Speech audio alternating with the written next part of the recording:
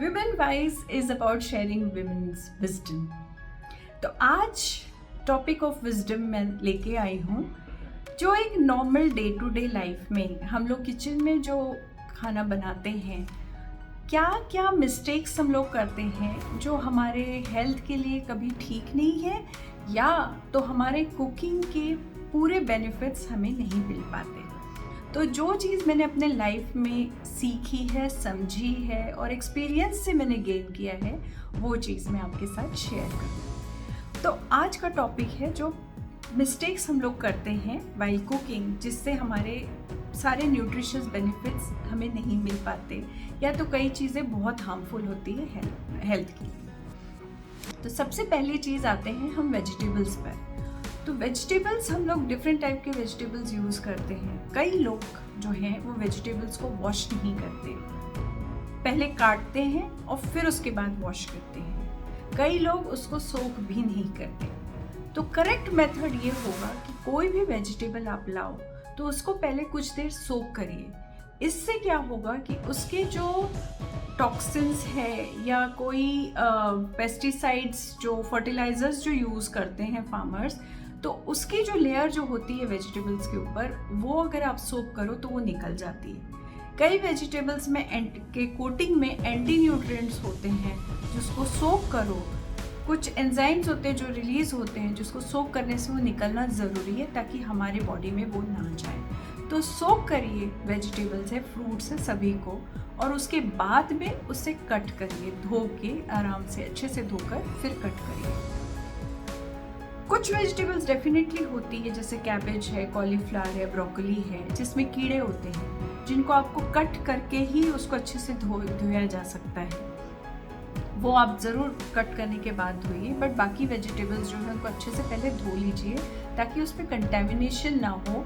उसके बाद उसमें जो वाटर सॉल्युबल न्यूट्रिएंट्स, यानी ऐसे न्यूट्रिएंट्स जो पानी में डिज़ोल्व हो जाते हैं, आपने वो पानी फिर फेंक दिया धोने के बाद, तो वो सारे न्यूट्रिएंट्स उसके साथ बह गए। तो उसको आप धोने के बाद यदि काटेंगे तो वो आप वो न्यूट्रिएंट्स उसमें प्रिजर्व कर सकते हो। नंबर 2 जो आता है, मैं कई बार देखती हूँ कई लोगों का कुकिंग शोज भी देखती हूँ जिसमें स्क्रैच्ड पूरी तरह जो नॉन स्टिक कोटिंग निकली हुई है उसी को यूज़ करते हैं, या स्क्रैचेस होते हैं लॉन्ग टर्म, वो उसी को नॉन स्टिक यूटेंसिल्स को यूज़ करते हैं। तो नॉन स्टिक यूटेंसिल्स में सबसे इम्पॉर्टेंट चीज़ है कि आप यूज़ कर रहे हो तो अच्छी क्वालिटी का यूज़ करिए, पर उसके बाद इम्पॉर्टेंट है कि जहाँ पे उसमें स्क्रैचेस आने लगे, कोटिंग निकल रही है, तो आप उसको ना यूज़ करें, क्योंकि एक तो उसमें एल्यूमिनियम के जो, वैसे भी हमने एल्यूमिनियम बहुत एक्चुअली नहीं यूज़ करना चाहिए, पर यूज़ कर रहे हैं तो कम करना चाहिए। पर इसमें क्या हो रहा है, आपको वो एल्यूमिनियम भी उसमें आ रहा है, साइड इफ़ेक्ट्स है वो भी उसमें आ रहे हैं, प्लस जो कोटिंग, जो केमिकल कोटिंग होती है वो उसमें उसके साथ में मिक्सअप हो रही है उसके केमिकल्स। तो यदि वो प्रॉपर कोटिंग है तो इतना प्रॉब्लम नहीं है, लेकिन जब वो निकलने लगती है तो उसके पार्टिकल्स जो है हमारे फूड में डिज़ोल्व मिक्स हो जाते हैं, जो बहुत हार्मफुल है। तो यदि आपके पास स्क्रैच्ड या जो कोटिंग निकलता हुआ नॉन स्टिक है, उसको प्लीज़ यूज़ ना करें। नंबर 3, कई लोग होते हैं जो कुकिंग करते समय मोस्टली खाना खुला रखकर पकाते हैं। तो इसमें मेरा ओपिनियन है कि यदि जो हमारे खाना, यदि हम लोग कुक, कई वेजिटेबल्स होती हैं जिसको खुले में ही पकाना पड़ता है, तो वो उसको साइड में रखते हैं, उनकी तो उसके बाद यदि चॉइस नहीं है तो नहीं है, बट मोस्टली कुकिंग कवर्ड होनी चाहिए। कवर्ड होगी तब जो उसके साथ में जो वेपर्स के साथ में वाटर सॉल्युबल न्यूट्रिएंट्स वगैरह होते हैं वो या तो वेपर्स के साथ निकल जाती है। दूसरी चीज़, उसके साथ में जो जूसेस होते हैं, यदि उस जूसेस में वो वेजिटेबल्स पकती हैं तो उसका फ्लेवर भी अच्छा आता है और पूरा न्यूट्रिशनल बेनिफिट्स आपको मिलते हैं। नेक्स्ट चीज़ है कुकिंग ऑयल्स। कुकिंग ऑयल्स में 2 पार्ट ऑफ डिस्कशन है। सबसे पहला कि यदि आप कुक कर रहे हैं तो see to it that the oil does not smoke. जहाँ ऑयल, तेल का जो धुआं निकलने जब लगता है तो उसकी जो ऑयल के जो मॉलिक्यूलर स्ट्रक्चर है वो डिस्टर्ब हो जाता है।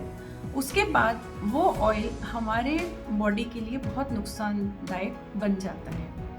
तो हमने देखना चाहिए, इवन डीप फ्राइंग कर रहे हैं, जो भी कर रहे हैं, तो हमें टेम्परेचर ऐसा एडजस्ट करते रहना चाहिए बीच बीच में, ताकि वो ऑयल ज़्यादा स्मोक ना करे, तभी हमें नुकसान नहीं होगा।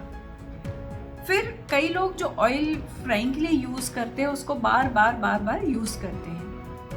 पहली चीज़, ऐसा नहीं करना चाहिए, बट हाँ बहुत है, और अगर यदि आप यूज़ करना चाहते हो तो उसको एक आध बार यूज़ कर लो और इमीडिएटली यूज़ करो, और ऐसी चीज़ में यूज़ करो जिसमें आगे चल के वो स्मोक ना करे। जैसे वो ऑयल बचा और आपने उसको पराठे के लिए यूज़ करा, तो फिर वो पराठा बनाते समय उसमें स्मोक आएगा, तो वो आपको बहुत हार्मफुल होगा। तो ऐसी चीज़ में आप यूज़ कर सकते हैं कि वेजिटेबल्स में जहाँ पर बनाते समय, ग्रेवी बनाते समय, जहाँ पे आपको उसको मतलब वो स्मोक ना हो, हल्का सा गर्म हो और आप आगे की प्रोसेस कर सकते हो। बट ज़्यादा यूज़ नहीं करना चाहिए। ऑयल को बार बार यूज़ करो तो उसकी जो इफ़ेक्ट्स है उसका जो रिज़ल्ट होता है बहुत ख़राब होता है। कई बार हम देखते हैं कि रेस्टोरेंट्स में जाते हैं, कहीं और बाहर खाते हैं, तो वो खाना हमें डाइजेस्ट नहीं होता, वो हमें पेट में ऐसा लगता है कि बैठा हुआ है। तो इसका रीज़न वही होता है कि बार बार वही ऑयल को रीयूज़ किया जाता है।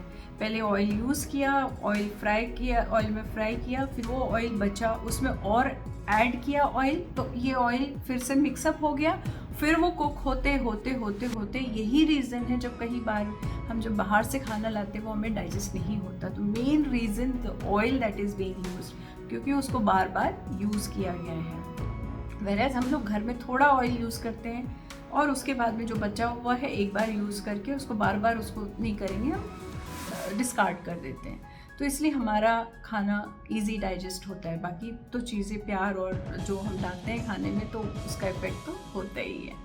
एक और चीज़ मैंने काफ़ी सीखी और उसके बारे में पढ़ा भी है कि खाने को बार बार रीहीट नहीं करना चाहिए। जब आपने खाना बना के रखा, उसको एक बार हीट करके फिर खा रहे हो, इट्स ओके, पर उसको बार बार ऑप्टिमम टेम्परेचर, बहुत हाई टेम्परेचर पे यदि ले जाकर आप हीट कर रहे हो, फिर ठंडा हो रहा है, फिर हीट कर रहे हो, तो वो फूड क्वालिटी बहुत डिटेरियोरेट हो जाती है, जो नुकसान करती है। तो आप ये देखिए कि आपको कम से कम खाना बार बार गर्म करना पड़े। एक बार गर्म करा और उसको खा लिया तो वो आपके लिए अच्छा है। बार बार उसको खाना जो टेम्परेचर ऊपर नीचे, तो इससे आपको तो पहले तो न्यूट्रिएंट्स उसके सारे निकल जाएंगे जो हमें काम नहीं करेंगे।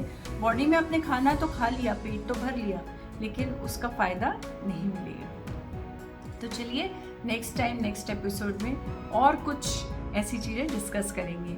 आपके कमेंट्स का हमेशा इंतज़ार रहेगा, तो आप कमेंट्स करके बताइए आपका भी ओपिनियन, आपने कुछ सीखा होगा वो बताइए, शेयर करिए, मुझे वीडियो भेजिए यदि आपके पास में कोई ऐसा टॉपिक है, तो मैं आपका वीडियो इसमें फीचर करूँगी। और सब्सक्राइब करना ना भूलें, इससे मोटिवेशन मिलता है। और like, share, subscribe and bell icon ज़रूर दबाइए ताकि आपको नोटिफिकेशन मिलता रहे। Thank you so much, you are such a wonderful audience. Thank you so much.